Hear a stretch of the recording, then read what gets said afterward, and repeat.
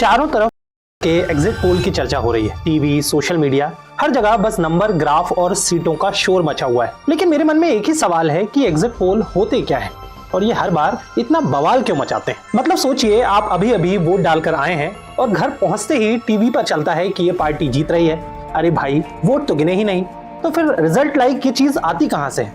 और सबसे बड़ा सवाल कि कहते हैं लाखों लोगों से पूछकर पोल होता है, पर मेरे पास तो कभी कोई नहीं आया। तो क्या सच में ये साइंटिफिकली होते हैं या बस टीवी का टाइम पास है? आइए समझते हैं कि ये एग्जिट पोल क्या होते हैं। एग्जिट पोल का मतलब होता है कि वोट देकर बाहर निकलते समय कुछ चुनिंदा लोगों से पूछा जाता है कि आपने किसे वोट दिया।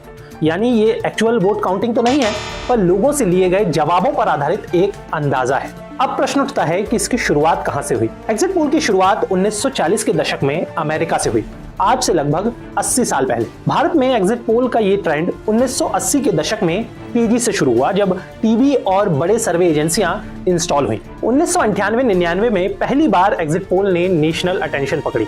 2004 में सारे एग्जिट पोल गलत साबित हुए, सरकार बदल गई और पोल्स फेल हो गए। 2015 में बिहार इलेक्शन के समय लगभग सारे एग्जिट पोल गलत निकले। 2019 लोकसभा में कई पोल्स सरप्राइजिंगली सही भी निकले। यानी भारत में एग्जिट पोल का इतिहास कभी 100% सही नहीं रहा, कभी पूरी तरह उल्टा भी रहा। देखिए, एग्जिट पोल कोई जादू नहीं है।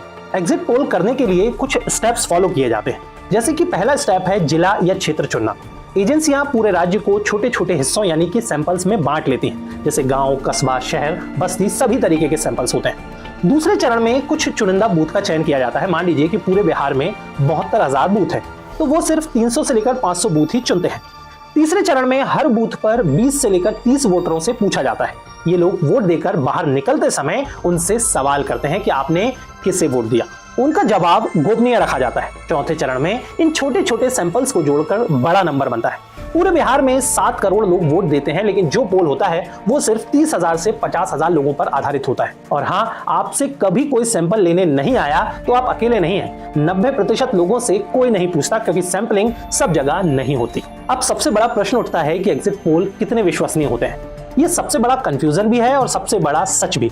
तो एक बात जान लीजिए कि एग्जिट पोल ट्रेंड बताते हैं और फाइनल रिजल्ट सच बताता है। एग्जिट पोल का काम एग्जैक्ट रिजल्ट बताना नहीं है, क्योंकि कुछ लोग सच नहीं बताते, कुछ लोग अपनी पसंद छिपाते हैं, कुछ लोग कैमरा देखकर जवाब ही नहीं देते और कई बार सैंपल गलत चुन लिया जाता है। इसीलिए एग्जिट पोल कभी कभी बिल्कुल सही और कभी कभी पूरी तरह गलत निकलते हैं। कुल मिलाकर एग्जिट पोल सिर्फ मैथ नहीं है, ये साइकोलॉजी भी है।